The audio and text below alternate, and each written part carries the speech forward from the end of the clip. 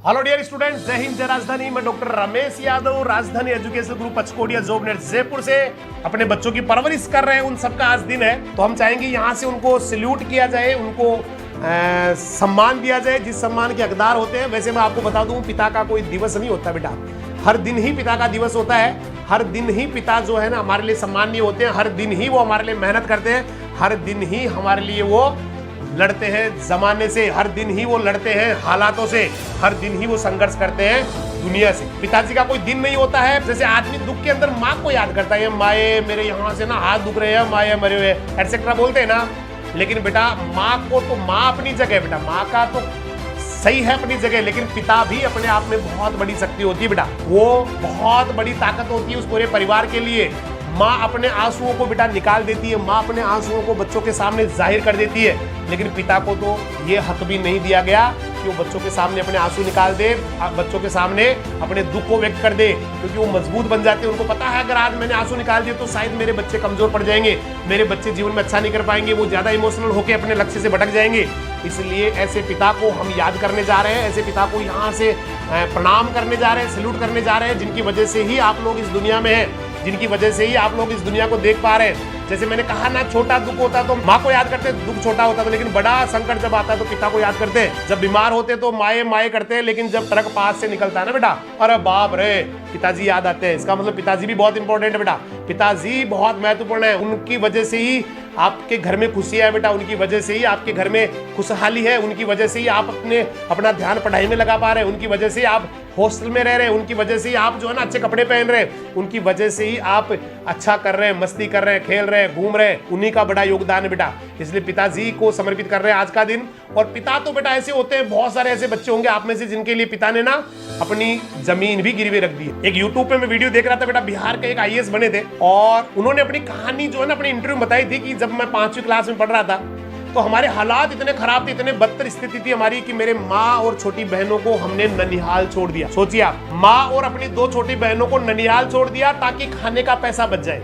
मेरे पिता कारीगर बने, मैं मजदूर बना और हमने एक कच्चा घर बना लिया रहने के लिए, और पढ़ाई मैंने शुरू कर दी और संघर्ष करते रहे। हम बहुत संघर्ष करते रहे, लड़ते रहे हालात से। पिता जो है वो मेहनत करते रहे मुझे पढ़ाने के लिए। और पिता को जब भी मुझे मेरे पिताजी मिलते तो एक ही बात कहते, जब मैं IAS की तैयारी कर रहा था, 12वीं में पढ़ रहा था, तो वहां पर पिता एक ही बात कहते थे, बेटा बहुत मेहनत करना, बहुत जबरदस्त करना, बेटा पैदल मत चलना, बेटा नाश्ता कर लेना, बेटा परेशान मत होना, तेरा बाप जब तक जिंदा है तब तक तेरे को परेशान नहीं होने दूंगा, पैदल नहीं चलना बेटा, गाड़ी में बैठ के चलना, किराया नहीं हो तो मेरे को बोलना, मैं भूखा रह जाऊंगा, मैं बेटा बिना कपड़ों के, कम कपड़ों के रह जाऊंगा, लेकिन आपके लिए पूरी सुविधाएं जुटाऊंगा। ऐसे उनके पिता थे और बार बार उनको यही कहते थे, बेटा तुझे अच्छा करना है, तुझे बढ़िया करना है। क्योंकि हालात मैंने कहा ना इससे बदतर क्या होंगे कि अपने सगी बहनों को ननिहाल छोड़ना पड़ रहा है, माँ को ननिहाल, माँ को अपने से जुदा करके सिर्फ और सिर्फ अपने संघर्ष को करने के लिए वो दोनों लोग रहते हैं, अपना घर बनाते हैं साथ। लेकिन जब वो सफल हो जाते हैं, उन्होंने कहा, उनको जब इंटरव्यू लिया गया, उनसे पूछा गया भाई आप क्यों सफल हो गए? बोला मैं सफल नहीं होता तो क्या करता, बताइए आप, सफल नहीं होता तो क्या करता? जहां मेरे पिता मुझे ये कह रहे जमीन बेच दी मुझे पढ़ाने के लिए, मेरे पिता के पास जो छोटा सा जमीन का टुकड़ा गांव में था, उस जमीन के टुकड़े को उन्होंने बेच दिया। और मेरे पिता मुझसे बोल रहे हैं कि बेटा एक दिन तो तेरी होनी है जमीन, एक दिन तो तेरी होनी है, मेरी दुनिया से जाने के बाद तेरी होनी है, तो जीते जी भी तेरी कर देता हूं, क्या फर्क पड़ता है। उन्होंने जमीन मेरे लिए बेच दी। और एक लाइन उन्होंने और बोली, उसने मुझे पूरा झकझोर के रख दिया। उन्होंने कहा कि बेटा अगर मेरी किडनी भी बेचनी पड़ी ना, मेरी किडनी भी अगर तेरे को पढ़ाने के लिए बेचनी पड़ी तो भी बेटा मैं अपनी किडनी बेच दूंगा, लेकिन तुझे पढ़ाऊंगा, तुझे काबिल बनाऊंगा। अब आप सोचिए, जिसका इतना जुनूनी पिता हो, इतना त्यागी पिता हो, जिसने सब कुछ दांव पे लगा रखा अपने संतान के लिए, क्या मैडम मैं पढ़ता नहीं? वहां इंटरव्यू कह रहे। तो मैडम ने वहां इंटरव्यू पूछा कि फिर तो आपने बहुत दुख उठाए, फिर तो आपने जीवन में ना काफी दुख उठाए। तो उसने कहा एक्सक्यूज मी मैडम, आप गलत बोल रहे हैं, वो हमारा दुख नहीं था, दुख नहीं था मैडम, वो हमारा संघर्ष था। दुख तो वो होता है जब एक माँ से उसका बेटा चला जाता है दुनिया छोड़ के, दुख तो वो होता है जब बहन की कलाई सूनी पड़ी होती है क्योंकि उसका भाई दुनिया छोड़ के चला जाता है, दुख तो वो होता है जब किसी का पति जो सिंदूर भरने वाला होता है वो कहीं शहीद हो जाता है दुनिया छोड़, वो दुख होता है मैडम, वो तो हमारा संघर्ष था। दुख का अंत बुरा होता है, संघर्ष का अंत हमेशा सुखद होता है। वो दुख नहीं था, आपने गलत शब्द यूज किया, वो हमारा संघर्ष था। और संघर्ष की ही परिणति है कि आज हम लोग आपके सामने बैठे, आज हमारा इंटरव्यू ले रही है, संघर्ष है वो। इसलिए उसको दुख मत कीजिए मैडम, दुख मत कहिए, ये संघर्ष है। और यही संघर्ष है बेटा आपके पिता का, यही संघर्ष है आपका। और वो बच्चे, उन पे लानत आती है बेटा। उन बच्चों, कई सारे बच्चे ऐसे होते हैं जो खुद बेटा एसी वाले कमरे में रहते हैं, उनके माता पिता कहीं बाहर जहां पशु बनते हैं वहां गैरेज में रहते हैं। धिक्कार है बेटा ऐसी जिंदगी पे। और बहुत सारे, मैं कल परसों आपको बता भी रहा था, एक वीडियो में देख रहा था जहां फादर मदर को बैठाया जा रहा है गाड़ी पे पीछे मोटरसाइकिल पे, और वहां उनको आपने भी किसी ने देखा हो तो यहाँ मुझे लिखना बेटा। वहां पे सीधा ये पिताजी को उतार दिया, पिताजी को उतरा नहीं जा रहा। आपने किसी बच्चे ने वीडियो देखा, उसमें माँ उतर जाती है, बूढ़े से होते बहुत ज्यादा बूढ़े, और पिताजी का पैर बेचारों का निकलता नहीं, बहुत देर तक वो पैर को खींचते रहते हैं। और जब वो बड़ा गुस्सा आता है उस बेटे को, और उनको उतार के वृद्धाश्रम के सामने, वृद्धाश्रम जो होता है ओल्ड एज होम, वहां उतार के फिर वो उठा के सामान फेंक के फटाफट बाइक लेके चला जाता है। तरस आता है ऐसे बच्चों पे। अरे बेटा आपके पिता ने क्या कमी रख दी बेटा? इतना मेहनत कर रहे हैं वो, इतना मेहनत कर रहे हैं, रात दिन आपके लिए लगे हुए, 24 घंटे आपके लिए लगे हुए बेटा। कभी सोचते नहीं वो अपने बारे में, कभी सोचते नहीं अपने कपड़ों के बारे में, कभी सोचते नहीं अपने खाने के बारे में। जो मिलता है खा लेते हैं, जब मिलता है खा लेते हैं, नहीं खाते तो भी उनकी कोई शिकायत नहीं होती है। इतना संघर्ष आप सोच नहीं सकते बेटा उनकी हालत क्या चल रही होती है। वो एक एक रुपए के लिए उनके दिमाग में चलता है, मेरे बच्चे ने वहां से फोन किया है, उसको 2000 रुपए की जरूरत है। आपका तो केवल फोन करना होता है, लेकिन एक मध्यम वर्गीय परिवार जो होता है, एक बिलो एवरेज परिवार होता है, उनके मुखिया को पता होता है, आपके पिता को पता होता है 2000 की व्यवस्था कैसे होगी, 3000 की व्यवस्था कैसे होगी। जैसे मैं मेरी कहानी बताऊं, जब हॉस्टल से मैं केवल 500 रुपए के जब फोन कर देता है, फोन तो नहीं थे उस समय, तो घर पे बलराम जी खाना लेके जाते थे। आप मानेंगे नहीं, इतना बुरे हालात में संघर्ष किया है। जोबनेर पढ़ने लगा कॉलेज में, तो वहां बलराम जी को यहाँ 8वीं क्लास के स्कूल होने के बावजूद भी मैंने यहाँ से छुड़वा के जोबनेर 8वीं में एडमिशन दिलवा दिया, सिर्फ इसलिए कि मेरा सुबह का खाना लेके आ जाए और शाम का खाना मैं वहाँ। मतलब क्या मानोगे आप, इतना इससे बड़ा संघर्ष क्या होगा कि सिर्फ पढ़ाई इसलिए छुड़वा दी क्योंकि उस समय किराया लगता नहीं था। उस समय कोई बच्चे से किराया लगता नहीं था, तो सिर्फ किराया नहीं लगता था, घर से रोटी चली जाए पैसा बच जाएगा, इसके लिए मैंने उनको पढ़ाई छुड़वा के वहां पर। और उसके बाद में सिर्फ मैं फोन करता था कि माँ मुझे ना 500 रुपए चाहिए, बलराम जी के साथ संदेश भेजता था कि 500 रुपए चाहिए। अब मुझे भी पता होता था कि 500 रुपए कहाँ से आएंगे, मुझे पता था कितना संघर्ष वहां होगा, कितना आपस में कितनी तनातनी वहां चलेगी, क्योंकि 500 रुपए बहुत बड़ी रकम थी बेटा उस जमाने में हमारे लिए। सोच नहीं सकते हम 500 रुपए के लिए। मेरी मदर सुबह उठ के 5 जनों के पास जाती थी बेटा, 5 जनों के पास जाके किसी से जो है ना 2 रुपए सैकड़े के लिए बोलती थी, किसी को 5 रुपए सैकड़े के लिए बोला आपको जितना चाहिए वो सैकड़े ले लेना, जितना ब्याज चाहिए, मुझे 500 की जरूरत है, मेरे बेटे ने 500 रुपए मंगवाए हैं। ये बहुत बड़ा त्याग होता है बेटा माता और पिता का। इसके अलावा पिता ने लकड़ियां काट के बेटा रात भर दिन भर काम करना, पूरी रात भर काम करने के बाद पूरी रात वो कर्राते थे। जब वो कर्राते तो पूरी रात मेरा बेटा, मेरे को नींद नहीं आती थी, पूरी रात भी रोता था बड़ा। जैसे ही कर्राट सुन रहा था, मेरे मदर फादर यहाँ सुन रहे होंगे शायद बाहर, पूरी रात भर मैं अपने आप को रोने से नहीं रोक पाता, पूरी रात भर रोता था, यार क्या जिंदगी दी है यार, ये क्या ईश्वर ने जिंदगी दी है। मेरे पिता मेरी वजह से रात भर कर रहे थे, मेरी वजह से रात भर तड़पते हैं, मेरी वजह से, क्योंकि दिन भर काम करने के बाद बेटा उनके अंदर इतना जकड़न, इतना दर्द होता था कि रात भर वो सो नहीं पाते थे। बस वहीं से पागलपन, खुखारपन आ गया। कुछ नहीं, कुछ भी हो जाए, गला काट के देना पड़े, प्राण देने पड़े, चाहे पूरे राजस्थान को जो है ना बेटा पैदल नापना पड़े, सफल तो होके दिखाऊंगा, सफल तो होके दिखाऊंगा, कभी तो गर्व कराऊंगा कि किसी शेर ने यहाँ जन्म लिया। बस यही पागलपन बेटा, यही क्रूरता जो है ना आज जहां भी हमको लेके आ गई, उस क्रूरता का बड़ा हाथ है। तो बहुत बड़ी शक्ति होती है बेटा पिता की वजह से। मैंने बार बार आपको कह रहा हूँ, आपको दुनिया में आप पिता की वजह से आए। हो सकता है कई बार जो है ना आपको बुरा लगता होगा, कई बार हम ना उनके ऊपर गुस्सा कर देते, कई बार ना पिताजी आप क्यों चिल्ला रहे हैं हम पर, क्यों ऐसे कर रहे हैं। बेटा वो उनका हक होता है, उनका फर्ज होता है, वो आपके ऊपर चिल्ला सकते हैं बेटा, उनको राइट है। क्योंकि आप भी बचपन में बहुत बार उनसे 1000 बार क्वेश्चन करते थे, 1000 बार जो है ना उनसे रूठ जाते थे, 1000 बार आप चीखते थे, चिल्लाते थे, लेकिन कभी उनकी तरफ से शिकायत आती नहीं थी। और आज आप जब छोटी सी बात होती है बेटा, आपको बहुत बुरा लगता है जब आपके पापा जी कहते हैं ऐसे नहीं करना, मोबाइल नहीं चलाना, पढ़ाई करनी है, आपको ये करना, गुस्सा आता है बेटा आपको, मुझे पता है इतना बहुत बुरा लगता है।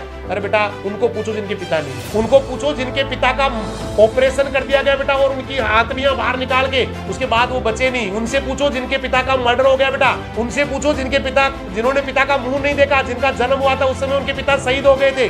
उनसे पूछो जिनके पिता है नहीं, पिता की अहमियत क्या होती है, जीवन में पिता का कितना अहम रोल होता है, ये उनसे पूछिए बेटा जो जिनके पिता नहीं है। आपके पापा आपके साथ इसलिए आपको लगता नहीं कि पापा कितने इंपॉर्टेंट है, बहुत इंपॉर्टेंट है बेटा, बहुत इंपॉर्टेंट है। चाहे वो 100 रुपए कमाते हो, चाहे वो 50,000 रुपए पर डे कमाते हो, पापा बहुत इंपॉर्टेंट है बेटा, पापा बहुत महत्वपूर्ण है। और पापा का दिन बेटा हमेशा ही पापा का दिन होता है, हमेशा पापा का दिन ही मानना बेटा आपको। पापा ही इस दुनिया के आपके लिए तो कम से कम इस दुनिया में लाने वाले ईश्वर भगवान है। आपने हो सकता है किसी भगवान का नाम सुना होगा, किसी हनुमान जी का, फलाने जी का नाम सुना होगा, लेकिन बेटा 2 भगवान तो आपके साथ रहते हैं 24 घंटे। 2 भगवान तो बेटा आपको आगे बढ़ाने के लिए 24 घंटे मेहनत कर रहे हैं। अरे कहते किसे भगवान? भगवान वही तो है जो आपको पावर देता है, जो शक्तियां देता है, उसी को तो भगवान कहते हैं। हम प्रार्थना करते हैं कि ऐसा हो जाए, और आपने सीरियल में या पुराने जमाने में कहानी में सुना होगा, वहां पर ऐसे आ गए, ये हो गया, भगवान आए, उन्होंने ताकत दे दी। अरे ताकत दे रहे ना पापा जी यार, ताकत दे रहे हैं बेटा, तेरे को खाने को दे रहे हैं, तेरे को कपड़े दे रहे हैं, तेरे को फीस दे रहे हैं, तेरे को कॉलेज में पढ़ा रहे हैं, हॉस्टल में पढ़ा रहे हैं, आपके लिए संघर्ष कर रहे हैं, और क्या ताकत चाहते हो बेटा?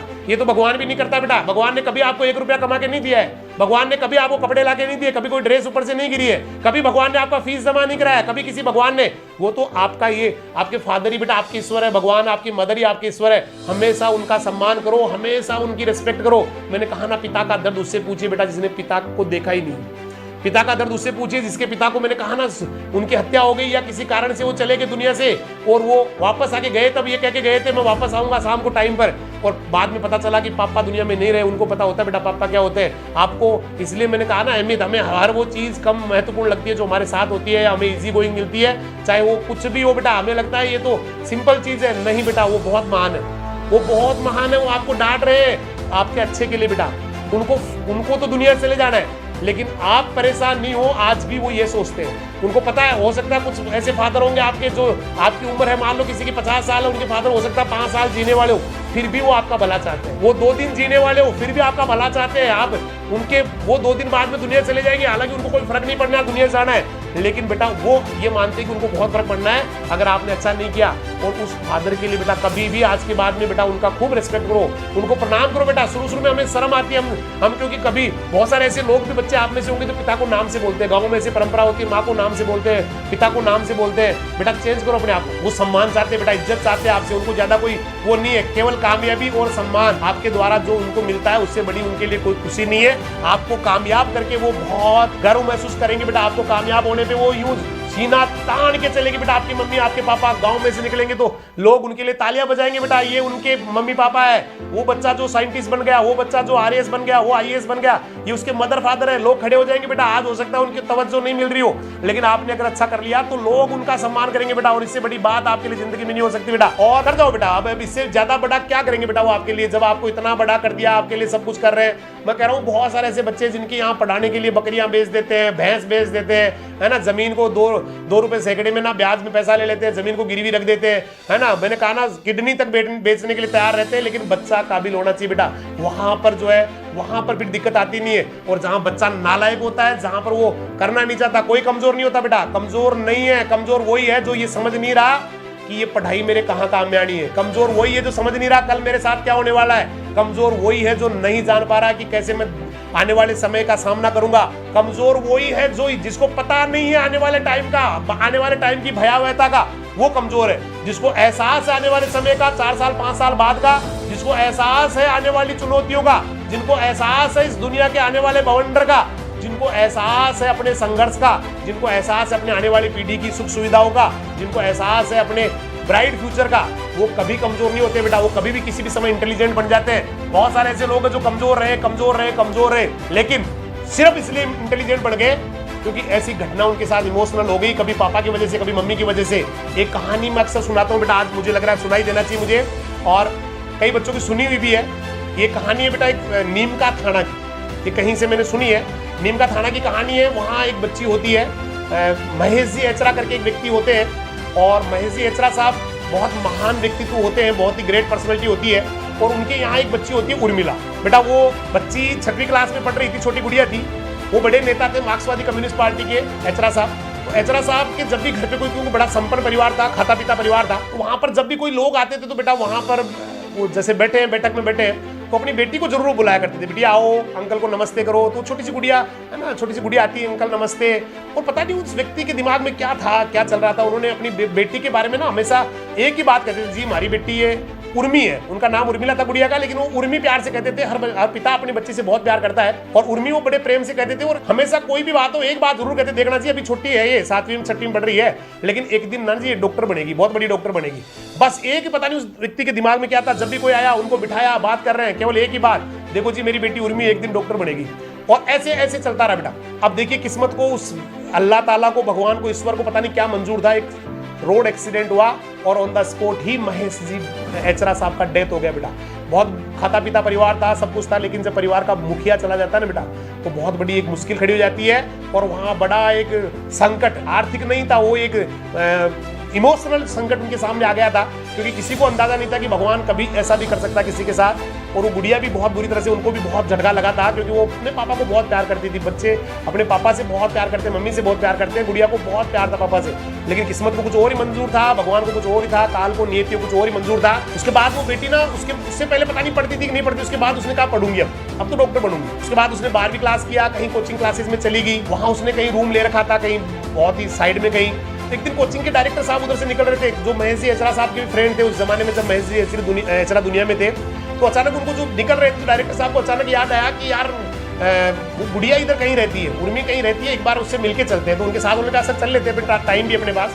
तो पूछते पूछते चले गए, उन्होंने जाके देखा तो वो एक किसी ने बताया जी वहाँ रहती है, पूछते पूछते वो चले गए, नॉक किया तो अंदर से गुड़िया निकल के आती है, सर प्रणाम, आइए सर बैठिए, आराम से बैठिए सर, पानी पिलाती हूँ, चाय। बोला नहीं बेटा चाय नहीं पियेंगे, हम लेट हो रहे हैं। अब उन्होंने जब वहाँ का माहौल देखा तो उनको लगा यार ये गुड़िया कहाँ पढ़ती है, ऐसे माहौल में कैसे पढ़ पाती है, जहाँ एक तरफ गाड़ियों का, वहाँ जो कमरा था उसके आसपास बस स्टैंड था, बहुत गाड़ियों का शोर शराबा था, एक तरफ छोटे बच्चों का स्कूल था जहाँ से बच्चों की आवाज आती थी, और पंखा अंदर लगा हुआ गड़गड़ चल रहा था, छोटा सा कमरा था। तो डायरेक्टर साहब ने क्वेश्चन किया, बेटी एक क्वेश्चन मुझे पूछना आपसे। बोला हाँ सर पूछिए ना। बेटा आप ऐसे माहौल में कैसे पढ़ाई कर पाती हो, जब एक तरफ गाड़ियों का शोर है, एक तरफ ना ये बच्चों, स्कूल के बच्चों का शोर है, पंखा गड़गड़ की आवाज कर रहा है, तो आप कैसे कर पाते हो, ऐसे कैसे पढ़ पाते हो? उस गुड़िया ने जो जवाब दिया ना बेटा, दोनों की आंखों में आंसू आ गए। उस गुड़िया ने जवाब दिया, उर्मी ने जवाब दिया, उर्मिला ने जवाब दिया, सर ना तो मुझे किसी गाड़ी की आवाज सुनाई देती है, ना किसी गाड़ी का हॉर्न सुनाई देता है, ना किसी छोटे बच्चों के स्कूल की आवाज सुनाई देती है, और ना ही किसी पंखे की गड़गड़ाहट सुनाई देती है। मुझे तो 24 घंटे एक ही आवाज सुनाई देती है, मेरी बेटी उर्मी डॉक्टर बनेगी। मुझे तो मेरे पापा की आवाज 24 घंटे सुनाई देती है, मेरी बेटी उर्मी डॉक्टर बनेगी, मेरी बेटी उर्मी डॉक्टर बनेगी, मेरी बेटी उर्मी डॉक्टर बनेगी। इसके अलावा कोई वर्ड ही मुझे नहीं सुनाई देता है, इसके अलावा कोई शब्द ही मुझे नहीं सुनाई देता है। और बेटा आज वो बहुत बड़ी डॉक्टर है। बेटा पापा बहुत बड़ी चीज होती है, मैंने कहा ना आपके साथ, इसलिए आपको उनका अहमियत पता नहीं है बेटा, उनका इंपॉर्टेंस पता नहीं है। आपके साथ वो, मुझे लग रहा है कई बार आपको आपके साथ गुस्सा हो जाते हैं, आपको लगता है ऐसे पापा किसी के नहीं होने चाहिए। बेटा ऐसे पापा तेरे हैं। दुनिया में ऐसे बहुत सारे लोग हैं जो चाहते हैं कि मुझे मेरे पापा डांटे, मुझे मेरे पापा ना मेरी पिटाई करे, लेकिन उनके पापा नहीं है बेटा, आपके पापा है। आपको लग रहा है क्यों डांटते हैं मुझे, वो इसलिए डांटते हैं क्योंकि वो हर हालत में आपका भला चाहते हैं बेटा, वो हर हालत में आपको आगे ले जाना चाहते हैं बेटा, हर हाल में वो आपको जिताना चाहते हैं बेटा, हर हाल में वो आपको सफल करना चाहते हैं, इसलिए पापा आपको डांटते हैं बेटा। बहुत ग्रेट पर्सनैलिटी है, अपने पापा मम्मी के साथ बेटा बहुत अच्छे रिश्ते बनाओ, सुधारो अपने रिश्तों को, उनके साथ मत करो गुस्सा बेटा।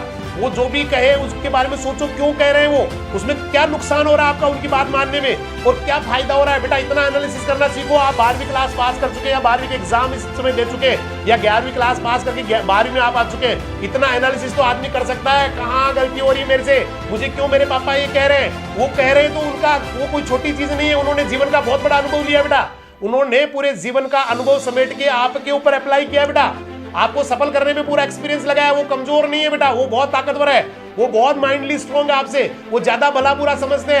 आप इस समय आपको लगता होगा मैं आराम कर रहा हूं, मजे मार रहा हूं, क्या फर्क पड़ना है, जिंदगी 2 दिन की है। अरे नहीं है 2 दिन की बेटा, जिंदगी उसके लिए 2 दिन की है जो उसको जीना जानता है, उसके लिए तो ये जिंदगी बहुत बन जाएगी जो इसको जीना नहीं जानता है। एक एक दिन निकलना मुश्किल हो जाएगा। आज से 5 साल बाद में क्या करूं मैं, दीवारों के टक्कर मारोगे, कहां जाऊं, मुझे कोई दे दो, काम दे दो, मुझे जॉब दे दो, मुझे 2000 में रख लो, 5000 में कोई काम पे रख लो, ये हालत हो जाएगी आज से 5 या 7 साल बाद में। अगर आप अपने आप को अभी नहीं संभाल पाए तो, अगर अभी आप अपने माता पिता की बात नहीं मान पाए तो 5 साल बाद में ये हालत हो जाएगी कि मुझे करवा दो कोई काम छोटा सा, कहीं मुझे करने दो, कहीं रख लो, मुझे 2000 दे दो, रोटी दे दो, रह जाऊंगा मैं तो। दुनिया में ऐसे बहुत सारे लोग हैं जो खाना खा के ही काम करते हैं बेटा, ऐसे बहुत सारे लोग हैं जो सिर्फ खाना खाते हैं किसी के यहाँ और उनके दिन भर काम करते हैं, ऐसे बहुत सारे लोग हैं, बहुत सारे हैं जो सिर्फ खाने के लिए ही काम कर रहे हैं। तो ये हालत बेटा आपकी हो जानी है, इसलिए समझो बेटा अपने आप को, सही समय है ये अच्छा करने का। उनको जवाब मत दो बेटा, मत दो जवाब। गुस्सा आ रहा है उनको बहुत बार, मेरे फादर जो है ना बेटा, इनको वो हमेशा, अब वो संघर्ष किया उन्होंने लाइफ में, तो इतना उनका स्वभाव, बेटियों को ध्यान है जो हॉस्टल में रहती है उनको पता है कितना, लेकिन अब है तो है बेटा, उनको चेंज नहीं कर सकते हम। उनका स्वभाव खराब है या जैसे भी, उनको चेंज नहीं कर सकते बेटा, क्योंकि फादर चेंज नहीं होते हैं, मदर चेंज नहीं होती है, दोस्त चेंज हो सकते हैं, जो चेंज हो सकते हैं उनको चेंज कर दो, लेकिन जो चेंज नहीं हो सकते ना बेटा, उनको एडजस्टमेंट करना सीख लो, उनको बर्दाश्त करना सीख लो, उनके बारे में सोचो वो क्यों बोल रहे हैं ऐसा, उनका क्यों स्वभाव खराब हो गया, किन कारणों से हुआ, और उन कारणों के पीछे जाओगे तो आपको लगेगा कि ये गलत नहीं है, ये गुस्सा कर रहे हैं ना, गलत नहीं कर रहे हैं, ये जो हालात इन्होंने देखे हुए उसके हिसाब से चिड़चिड़े हो चुके हैं, उस हालात के हिसाब से जो है ना इनके अंदर इरिटेशन आ चुका है, तो फिर आपको लगेगा कितने महान है मेरे मदर फादर। और बहुत मेहनत करते हैं बेटा, बहुत मेहनत करते हैं। मुझे पता है कैसे, जो किसान परिवार है जहाँ मतलब 2 भैंस है, थोड़ी सी जमीन है, वहां पर कैसे वो बच्चों को पढ़ाते हैं। कैसे हॉस्टलों में रखते हैं बेटा, मैं समझ सकता हूँ कितना संघर्ष है उनका। आप भी समझ सकते हैं, लेकिन आप समझते हैं, जानते हैं, लेकिन बस मानते नहीं है। जिस दिन मानोगे ना बेटा, तब कुछ पापा के लिए अच्छा कर पाओगे। इसलिए समझो बेटा, पापा से बड़ा कोई नहीं है। छुओ बेटा उनके पैर, गले लगो बेटा उनके, हग करो उनको, प्रेम करो बेटा बहुत ज्यादा। उनको, मम्मी को, पापा को ना लिपटो उनसे बेटा। उनको कहो आप दुनिया के सबसे अच्छे मम्मी पापा है, आप दुनिया के सबसे बेस्ट मम्मी पापा, आप दुनिया के सबसे बेहतरीन मदर एंड फादर है। You are the best parent of my life, you are best parent of mind. आपको मैं सल्यूट करता हूं, आपके चरणों में मुझे स्थान चाहिए। आप जो कहोगे वो करूंगा बेटा। उनको, फादर को बोलो जो कहोगे वो ही करूंगा मैं आपके लिए मैं सब कुछ करूंगा। आपके लिए मैं ज्यादा से ज्यादा संघर्ष करूंगा, और ज्यादा संघर्ष करूंगा। मेरी पढ़ने का जो सिस्टम है उसको आगे बढ़ाऊंगा, मेरे पढ़ने की जो टाइम है उसको मैं और बढ़िया करूंगा, आपके लिए करूंगा बेटा, क्योंकि बहुत मेहनत करते हैं बेटा आपके लिए, बहुत तड़पते हैं आपके लिए। एक बच्ची को हॉस्टल में छोड़ के जाते हैं, मैंने पहले भी एक दिन बात की थी। एक बच्ची को हॉस्टल में छोड़ के जाते हैं, बच्ची रोती है, अरे बेटी तू क्या रोती है? कुछ नहीं रोती तू, वो पीछे देख तेरी माँ जो है ना कितना रो रही है। तेरे पापा जी जो है ना, जैसे तेरे को छोड़ के वहां गए ना, कहीं तो सामने ही रोने लग जाते बेटा, हॉस्टल में छोड़ दी, बाहर निकलते बहुत ज्यादा इमोशनल, क्योंकि बेटी को बेटा छोड़ना बहुत बड़ी बात होती है। अपने बेटा ये मान लेना, किसी अंग को काट के अलग करना, हाथ को काट के अलग करना होता है बेटी को छोड़ना, बेटे को छोड़ना एक ही बात है बेटा। लेकिन वो फैसला करते हैं आपके जीवन के लिए, वो फैसला करते हैं आपके अच्छे के लिए, वो फैसला करते हैं आपके भविष्य के लिए। हर हाल में केवल आपका भला उनको करना है बेटा, हर हाल में अंततः उनकी जिंदगी का मकसद केवल आपका भला ही करना बन गया है। समझो बेटा उनकी भावनाओं को, मत करो बेटा उनके ऊपर गुस्सा, मत करो, उनको जवाब मत दो बेटा। वो जो भी कह रहे हैं आपके अच्छे के लिए कह रहे हैं, फिर भी आपको लगता है कि पापा गलत कह रहे हैं, उनसे आराम से बैठ के समझाओ कि इस तरह से नहीं होता है। फिर भी अगर नहीं मानते तो फिर मैंने कहा एक ही रास्ता है, एडजस्टमेंट कर लो बेटा, एडजस्टमेंट कर लो। लेकिन ऐसा ना हो जाए बेटा कि आज से 5 साल बाद में आप वहीं खड़े हो जाओ जहां आज खड़े, आज से 5 साल बाद में आप वहीं खड़े हो जाओ जहां आज से 10 साल पहले खड़े थे, 12 साल पहले खड़े थे। ये जरूर सोच लेना बेटा, इस भयावहता के बारे में सोच लेना, क्योंकि आपका जिंदगी आपको जीना है बेटा। मदर फादर आपको गाइड कर रहे हैं, आपको आगे बढ़ा रहे हैं, लेकिन एक दिन तो आपको अपने दम पे ही बेटा जीना होगा। इसलिए बेटा उनकी इज्जत करो, उनसे प्यार करो, उनको बेटा सम्मान दो, इज्जत दो, उनके करो बेटा। ऐसे 2-4 दिन अजीब सा लगता है बेटा, हम कभी भी किसी चीज को चेंज करते हैं, कभी फादर को प्रणाम किया नहीं, ढोक लगाया नहीं, 2-4 दिन अजीब सा लगता है बेटा, उसके बाद में हमारी आदत बन जाती है। 2-5-7 दिन लगातार करते हैं, उसके बाद आदत बन जाती है। तो ये चेंज करो बेटा अपने अंदर, उनके बारे में सोचो बेटा। बहुत ग्रेट पर्सनालिटी है वो, बहुत जबरदस्त पर्सनालिटी है, बहुत तगड़ी। यहाँ देखिए कई सारे बच्चों के मैं कमेंट यहाँ देख रहा हूँ, मम्मी पापा थैंक्स, उनको काफी सारे बच्चों को यहाँ बहुत ये है बेटा। ये मैंने जो बताया वही, कहीं भी इसमें कोई मैंने बेटा कुछ भी उसको बढ़ा चढ़ा के नहीं बताया, ये सच्चाई है बेटा, ये सच्चाई है, सच्चाई है बेटा। उनसे बड़ा कोई नहीं हो सकता। अगर उनके लिए जीना सीख गए ना तो किसी तीर्थ की जरूरत नहीं बेटा, किसी भगवान के आगे हाथ जोड़ने की जरूरत नहीं, किसी के आगे हाथ फैलाने की जरूरत नहीं। उनके लिए जीना सीख गए ना, मेरे मम्मी पापा के लिए जीऊंगा मैं, उनके लिए अच्छा करूंगा। जिस दिन ये भावना आ गई ना बेटा, ये मान लेना आप कामयाब हो जाओगे, बहुत कामयाब हो जाओगे, बहुत कामयाब हो जाओगे। क्योंकि उनकी वजह से बेटा जहां हो वहीं उनकी वजह से, और जहां आगे जाने वाले हो वहां भी उनकी वजह से जाओगे। इसलिए कभी जहां जाना वहां पहुंचने के बाद में भी कभी बेटा भूलना मत मम्मी पापा को। मैं तो नहीं भूला हूं बेटा, आज भी मेरे तो वही है। हालांकि इतना मैं कह रहा हूं, इतना स्वभाव इनका फादर का बच्चों को ध्यान है, कितना डेंजर स्वभाव है, लेकिन फिर भी आज भी वही है बेटा। इसीलिए, और ये कहीं नौकरी नहीं लगने का आप बिलीव नहीं करेंगे। केवल एक बार मैंने आपको पहले भी कहा था, 12वीं क्लास पटवारी का फार्म भरा है, उसके बाद में एक ही था, स्कूल में बच्चों को पढ़ाऊंगा, आनंद आता था, माता पिता के साथ रहूंगा, उनकी सेवा में, उनकी जो है ना, उनके लिए ही उनके साथ रहूंगा। कहीं इधर उधर नहीं घूमना पड़े, वहाँ ट्रांसफर, मदर फादर वहाँ बैठे है ना, बच्चों को लेके घूम रहे इधर, कहीं वहाँ, यहाँ 2 दिन बाद वहाँ नहीं करना, साथ रहना, मदर फादर के, कम खा लेंगे, अच्छा कर लेंगे। और भगवान ने उस चीज को माना बेटा, और वहाँ रिजल्ट हमें दिया। और आज पूरे राजस्थान में, हिंदुस्तान के बच्चे यहाँ पढ़ने के लिए आते, छोटे से गांव के अंदर, इन माता पिता का आशीर्वाद ही बेटा। इसके बाद में मैं आज एक आपने सुनी भी होगी, एक बहुत अच्छी कविता है बेटा, मैंने नहीं बनाई है, ये पहले से ऑलरेडी एक चैनल पे चली थी, जिसमें ये कोई प्रोग्राम आता है, वहां भी 2-4 लाइनें किसी ने बोली थी। और आज मैंने केवल इसको बनाया जरूर है, मैंने उसको जो है ना फॉर्मेट जरूर बनाया है। तो मैं चाहूंगा वो कविता मैं आपके सामने पढ़ूं, शायद आपको अच्छा लगे। मेरे को याद नहीं, इसलिए मैं स्क्रीन पे देखूंगा, या मेरे वाली स्क्रीन में देख के ही आपको बता पाऊंगा, क्योंकि मेरे को याद नहीं है, क्योंकि मेरी बनाई भी नहीं है। और वो कविता का जो शीर्षक है वो है, पिता है तो बाजार के सब खिलौने अपने। आपने सुना होगा बेटा, एक बहुत बड़ा प्रोग्राम आता है, नच बलिए या इस तरह से जो प्रोग्राम आते हैं, डांस इंडिया डांस, वहां पर भी इसको बोला गया है, पिता है तो बाजार के सब खिलौने अपने। ध्यान से सुनना बेटा एक लाइन को। पिता क्या होते हैं, कई बच्चों को तो ऑलरेडी पहले ही हाँ सर सुना है, गीता डारा बिटिया कह रही, बहुत बढ़िया है। पिता जीवन है, पिता संबल है, पिता शक्ति है, पिता सृष्टि में निर्माण की अभिव्यक्ति है। आपके सामने स्क्रीन पे बेटा, पिता जीवन है, पिता संबल है, पिता शक्ति है, पिता सृष्टि के निर्माण की अभिव्यक्ति है, पिता अंगुली पकड़े बच्चे का सहारा है, पिता अंगुली पकड़े बच्चे का सहारा है, पिता कभी कुछ खट्टा कभी खारा है, कभी कुछ खट्टा कभी कुछ खारा है, पिता पालन है, पोषण है, परिवार का अनुशासन है, पिता पालन है, पोषण है, परिवार का अनुशासन है। पिता दोष से चलने वाला प्रेम का प्रशासन है। आपको दोष दिखाते हैं लेकिन उनके बहुत प्रेम आपके लिए बेटा, बहुत समय आपके लिए वो झूठी दोष दिखाते हैं ताकि आप कमजोर न पड़े। तो पिता पालन है, पिता पोषण है, परिवार का अनुशासन है। पिता दोष से चलने वाले प्रेम का प्रशासन है। पिता रोटी है, पिता कपड़ा है, पिता मकान है। पिता छोटे से परिंदे का बड़ा आसमान है। पिता रोटी है, पिता कपड़ा है, पिता मकान है।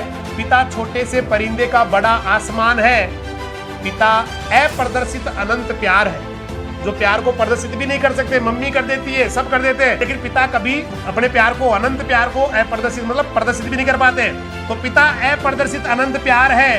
पिता है तो बच्चों का इंतजार है। जिनके पिता है वहां बच्चे इंतजार करते हैं, पापा आएंगे शाम को, पापा मेरे लिए ना खिलौने लाएंगे। तो पिता अप्रदर्शित अनंत प्यार है। पिता है तो बच्चों का संसार है। पिता से ही बच्चों के ढेर सारे सपने, पिता से ही बच्चों के ढेर सारे सपने हैं। पिता है तो बाजार के सब खिलौने अपने हैं। बेटा खिलौने वहां है जहां पापा है। जिनके पापा नहीं होते ना बेटा, वो दूसरे बच्चों के साथ हाथ में लिए हुए खिलौने देखते हैं। तो पिता अप्रदर्शित अनंत प्यार है। पिता बच्चों का इंतजार है। पिता से ही बच्चों के ढेर सारे सपने हैं। पिता है तो बाजार के सब खिलौने अपने हैं। पिता से परिवार में प्रतिपल राग है। पिता से ही माँ की बिंदी और सुहाग है। पिता से ही परिवार में प्रतिपल राग है। पिता से ही माँ की बिंदी और सुहाग है।